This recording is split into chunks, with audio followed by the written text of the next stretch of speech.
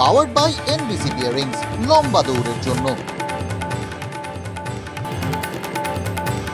অবশেষে গ্রেপ্তার কুলতলির সাদ্দাম সর্দার। বুধবার মাঝরাতে পুলিশের জালে নকল সোনা এবং মূর্তি বিক্রি চক্রের মূল পান্ডা।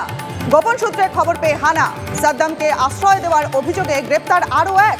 এখনো ফেরার অভিযুক্তের ভাই সহ চক্রের বাকিরা। কবে গ্রেপ্তার সোনারপুরের জামাল উদ্দিন সর্দার? মাটি মাফিয়া, জমি হাঙর নামে পরিচিত। শিকলে বেঁধে মার, সিলিংয়ে উল্টো করে অত্যাচার। ত্রস্ত এলাকা। সীমাহীন বর্বরতার সাহস জোগালোকে কেন ধরতে পারছে না পুলিশ? ডোডা যেন যুদ্ধক্ষেত্র। টানা 4 দিন বাহিনী জঙ্গি গুলির লড়াই। আজ সকাল থেকেও বড় সড় অপারেশন। লুকিয়ে থাকা সন্ত্রাসবাদীদের হেস্ত নেস্ত চায় সেনা।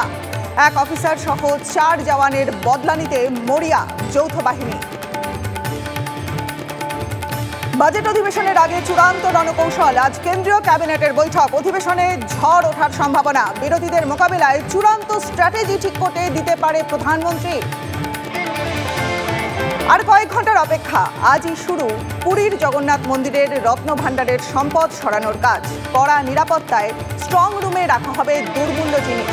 পুরো প্রক্রিয়ার video recording.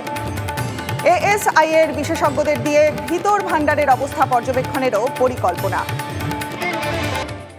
Powered by NBC bearings, লম্বা দৌড়ের জন্য।